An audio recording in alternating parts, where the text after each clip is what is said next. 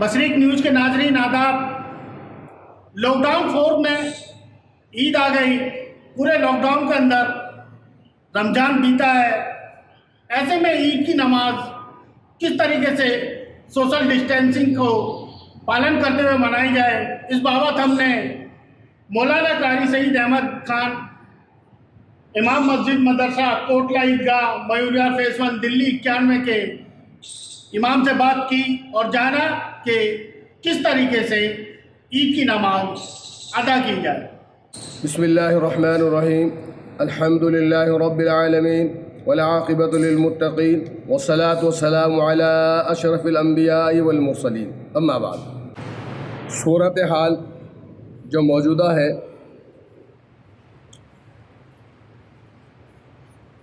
जुमा दीगर नमाज़ों के लिए मसाजिद में जमा होने पर पाबंदी है और इसी तरह से नमाज ईद के लिए भी खुले मैदान, ईदगाह या मसाजिदों में जमा होने पर, इज्तिमाअत करने पर पाबंदी है।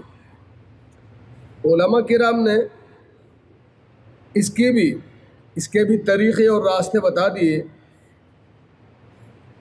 क्योंकि मजबूरी की हालत है। ऐसी सूरत में लोग अपने घरों में ही खुले चौपाल, खुले हाल, बाहरी कमरा और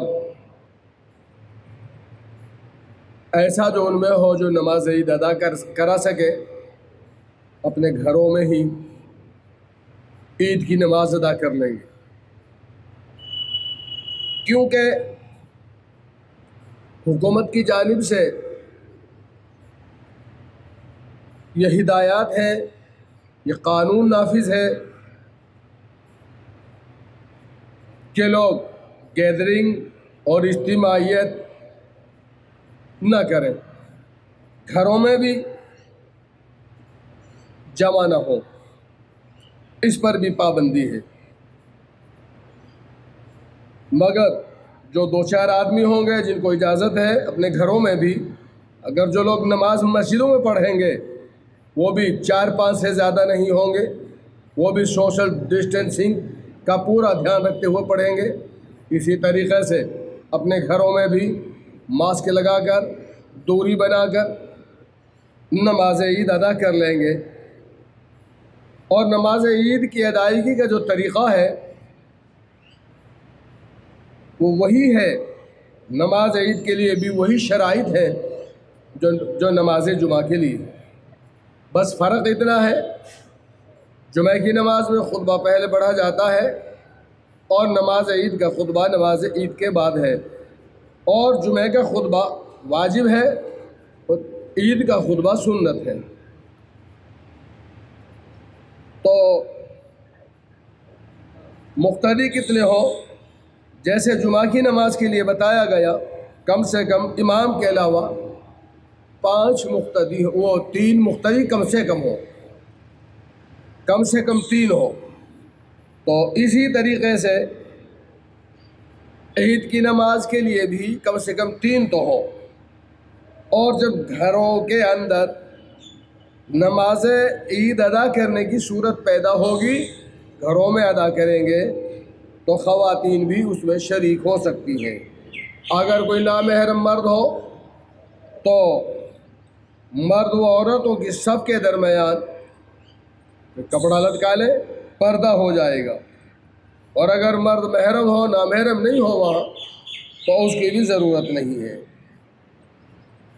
और ये सारी की सारी बातें एक ख़ास उज़्र है, मजबूरी है, और ये वही क्या है, ये लॉकडाउन है। और लॉकडाउन क्यों है, ये हम सभी बहन भाइयों को, बच्चे और बूढ़ों को समझने की ज़रूरत है कि ये हमारे ही नफ़े के लिए है। हमको ही बीमारी से और मौत से बचाने की एक कोशिश है जो की जा रही है। हमें इसमें सरकार की, कानून की मदद करनी चाहिए और हमें इस पर अमल करना चाहिए। اور یہ جو ساری صورتیں ہیں سوشل ڈسٹینسنگ کی، یہ ہمیں اس کا پورا پالن کرنا چاہیے، اور اس لیے اس خطرناک اور مہلک وبائی ڈینجر بیماری کی وجہ سے ہی یہ جو مسجدوں میں نہ جمع ہونے دے رہے ہیں، نہ کھلے میدان میں جمع ہو سکتے ہیں، نہ عیدگاہ میں آ سکتے ہیں، یہ اس بیماری کی وجہ ہے۔ تو اس وجہ سے ہی اپنے گھروں میں نماز عید ادا کر لیں گے، اور جن لوگوں کے لیے نماز عید ادا کرنے کی کوئی صورت نہ بن سکے تو ان سے نماز عید معاف ہوگی، لہٰذا انہیں پریشان ہونے کی ضرورت نہیں ہے۔ ان کے لیے فقہاء کرام نے بتایا کہ جن لوگوں کو مجبوری کی وجہ سے، لاچاری کی وجہ سے، اور باوجود کوشش کے ان کی عید کی نماز فوت ہو جائے، نکل جائے، اور عید کی نماز نہ مل سکے، تو ان کو چاہیے وہ 2 یا 4 رکعت شاست کی پڑھ لے، یہ ان کے لیے مستحب ہے۔ اور یہی علماء کرام کا ایک اجتماعی فتویٰ ہے، دارالعلوم دیوبند کا بھی یہی فتویٰ ہے۔ بس اس کے لیے میری سب سے یہی گزارش ہے کہ اس بیماری کے تعلق سے ہمیں بے فکر نہیں رہنا چاہیے، اور ہمیں اس کا ایک اپائے کرنا چاہیے۔ کہتے ہیں جو پرہیز ہوتا ہے وہ دوا سے بھی زیادہ کارگر ہوتا ہے، کام کرنے والا ہوتا ہے۔ آدمی دوا لے اور پرہیز نہ کرے، وہ دوا نہیں رہتی، وہ دوا بھی پھر ری ایکشن میں بدل جاتی ہے، ایکشن نہیں لیتی وہ۔ تو یہی حال ہمارا ہے، ڈسٹینسنگ نہیں رکھیں گے اور ماسک وغیرہ یوز نہیں کریں گے تو یہ بیماری بڑھتی چلی جائے گی، اس کو بڑھنے نہیں دینا ہے۔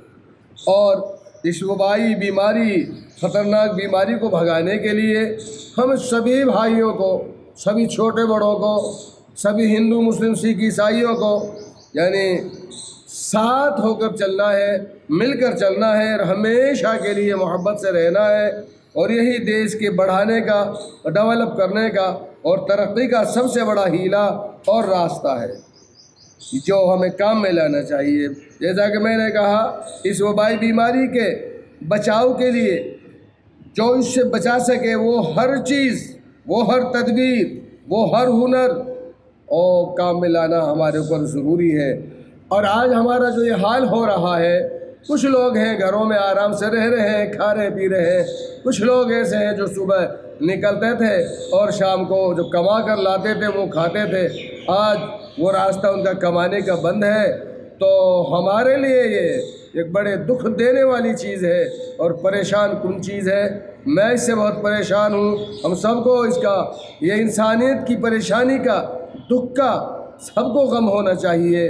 وہ بھوکے ہیں، اس لیے اس معنی کر کے میں اپیل کرتا ہوں کہ ہم عید اپنی اسی حال میں منائیں کہ ہمارے کپڑے بھی پرانے ہوں، انہیں کو صاف کر کے پہنیں۔ ہمیں کوئی خوشی کا اظہار کرنے کی کوئی ضرورت ہے کیوں کہ ہمارے غریب بھائی بھوکے مر رہے ہیں، پریشان ہیں، سڑکوں پر پڑے ہیں، ماں بہنیں رو رہی ہیں، بچے بلبلا رہے ہیں، اور ہم شاپنگ کریں، ہم خریداری کریں، ہم نئی پوشاک پہنیں، نئے کپڑے پہنیں، یہ ہمارے لیے نامناسب بات ہے اور گرے ہوئے اخلاق کی بات ہے، یہ اخلاق والی بات نہیں ہے۔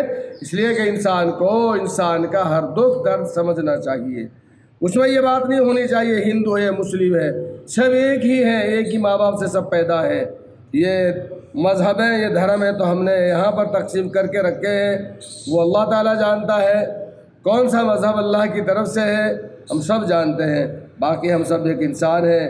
اسی پر ہم کو سب کو جمنا چاہیے، اور جمنے کی، جم کر چلنے کی، اور اس بیماری کو ختم کرنے کی زیادہ سے زیادہ کوشش کرنا چاہیے، اور شاسن، پرشاسن اور قانون کا پورا پالن کرنا چاہیے، اور اپنے ملک میں امن و امان کی کوشش اور اپنے ملک کی ترقی کے واسطے دعا کرنا چاہیے کہ اللہ تبارک و تعالیٰ پوری انسانیت اور اخلاق اور ہمدردی اور قانون ملک اور ہمارے ملک کو اللہ ہمیشہ سلامت رکھے۔